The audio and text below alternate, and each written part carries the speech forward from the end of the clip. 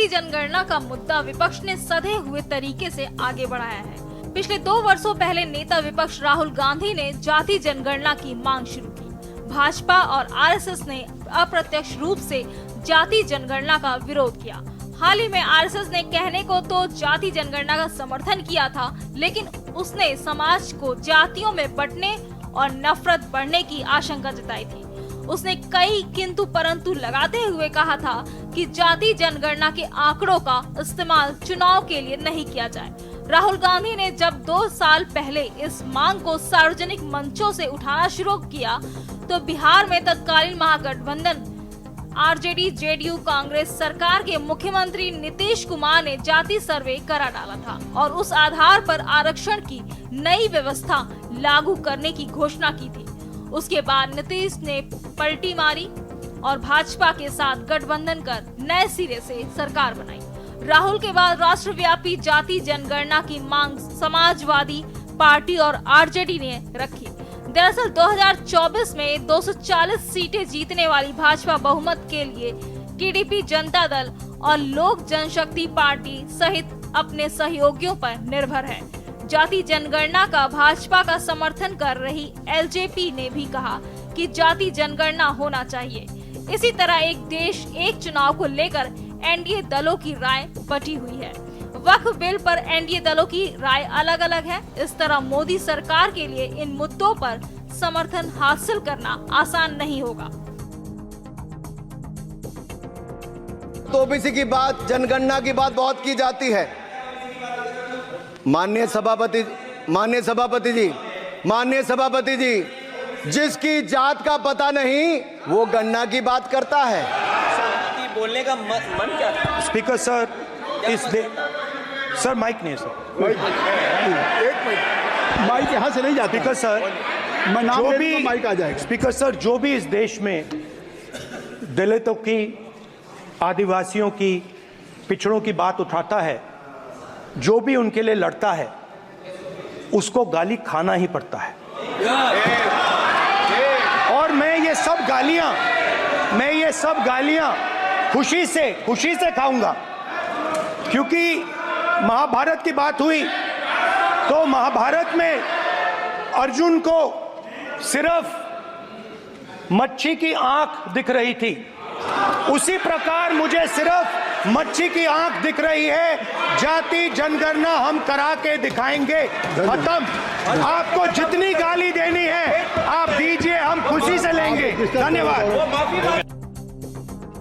क्या विपक्ष से मुद्दा हथिया सकेगी मोदी सरकार?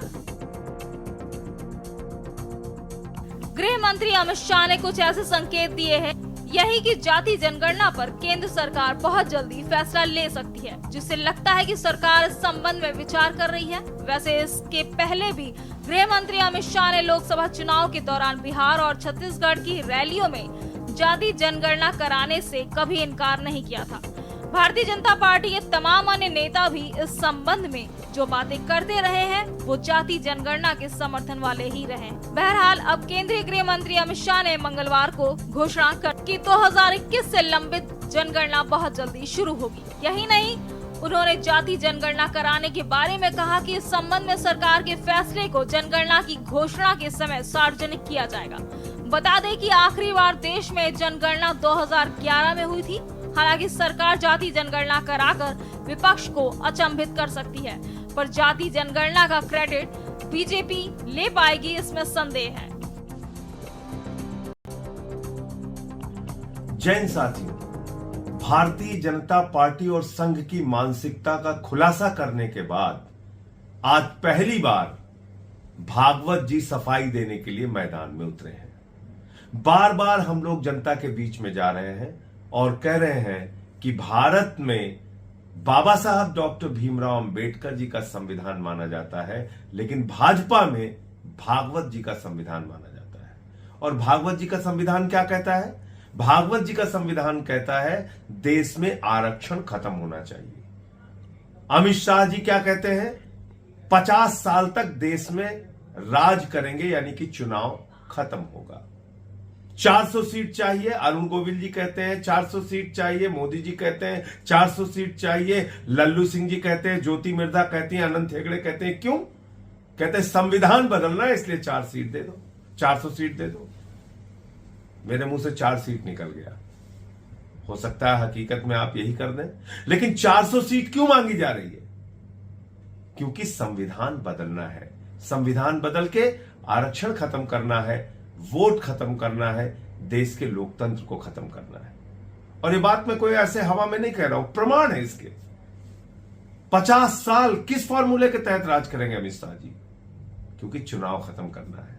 सूरत में चुनाव खत्म कर दिया, चंडीगढ़ में चुनाव में धांधली की, मध्य प्रदेश हो, कर्नाटक हो, उत्तराखंड हो, अरुणाचल हो, देश की कई सरकारों को तोड़फोड़ करके गिराया, महाराष्ट्र में सरकार तोड़फोड़ करके गिराया, तो पूरे देश में चुनाव खत्म कर रहे हैं। नीतीश को जाति गणना मुद्दा बढ़ाने का श्रेय। आपको बता दें कि जाति जनगणना के ध्वजवाहक बिहार के मुख्यमंत्री नीतीश कुमार पूर्व मुख्यमंत्री लालू प्रसाद यादव रहे हैं। यूपीए सरकार में इन लोगों ने जाति जनगणना की मांग की थी, जिसे मनमोहन सरकार ने इनकार कर दिया था। बाद में दबाव के चलते यूपीए सरकार ने जाति जनगणना करवाई भी, पर उसकी रिपोर्ट को दबा लिया गया, जो आज तक सार्वजनिक नहीं हो सकी है। जाति जनगणना के मसीहा सही मायने में नीतीश कुमार हैं, जिन्होंने सबसे पहले बिहार में न केवल जातियों की गणना कराई, बल्कि उनके रेशियो को ध्यान में रखकर आरक्षण की व्यवस्था भी की। हालांकि सुप्रीम कोर्ट ने उस पर रोक लगा दी थी, पर लोकसभा चुनाव के कुछ समय पहले से राहुल गांधी ने जाति जनगणना का ऐसा राग अलापना शुरू किया जैसे कांग्रेस ने पहले कभी नहीं किया। तो जनता को जो है धन्यवाद और बधाई देना चाहते हैं।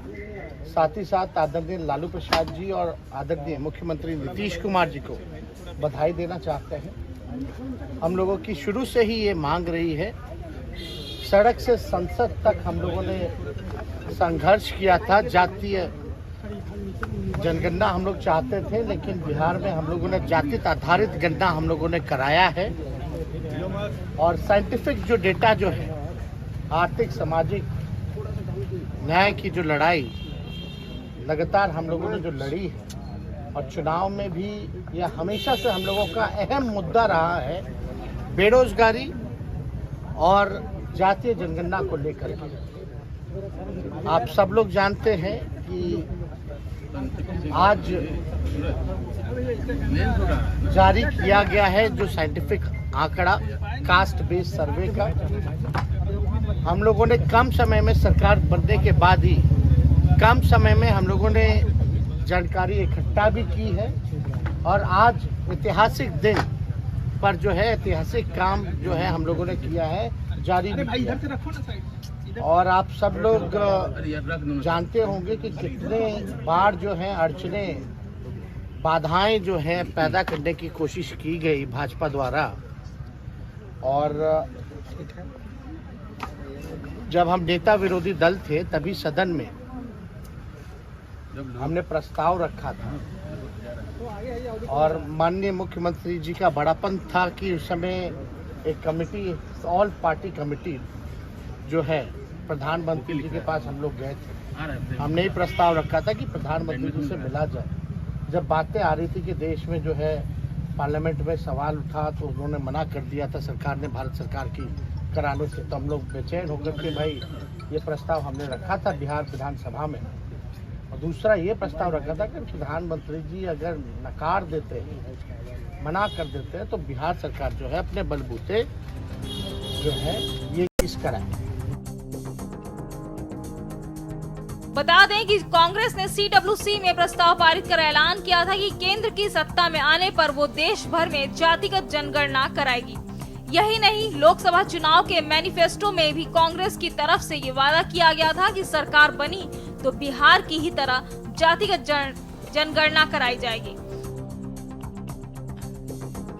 आदरणीय राहुल जी ने कर्नाटका की एक सभा में यह मांग उठाई है कि सरकार अगर सचमुच ओबीसी से प्रेम करती है, क्योंकि आप सब जानते हैं, पिछले दिनों आप लोगों ने देखा कि विपक्ष मांग रहा था जेपीसी, सारे विपक्षी दलों ने कहा जेपीसी जेपीसी जेपीसी। अचानक से बीजेपी कहना शुरू कर दी ओबीसी ओबीसी ओबीसी। जेपीसी की मांग के सामने अगर ओबीसी की बात बीजेपी लेकर के आई है तो यह जरूरी हो जाता है कि कुछ सवाल सरकार से पूछा जाए।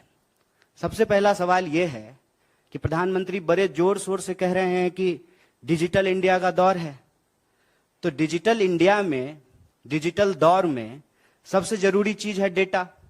अक्सर आप सब लोग सुनते होंगे कि कहा जा रहा है कि डेटा न्यू ऑयल है, जिसके पास डेटा होगा वो दुनिया का लीडिंग पावर होगा। अगर ऐसी स्थिति है तो हमारी सरकार, भारत की सरकार, डेटा को इकट्ठा करने में, डेटा को तैयार करके डेटा देश को बताने में, जारी करने में इतनी हिचकिचाहट क्यों दिखा रही है? दरअसल लोकसभा चुनाव में बीजेपी को अपेक्षित सफलता न मिलने के कारणों में से यह रहा है कि उत्तर प्रदेश में पार्टी को ओबीसी और दलित वोटों का हिस्सा कम हो गया।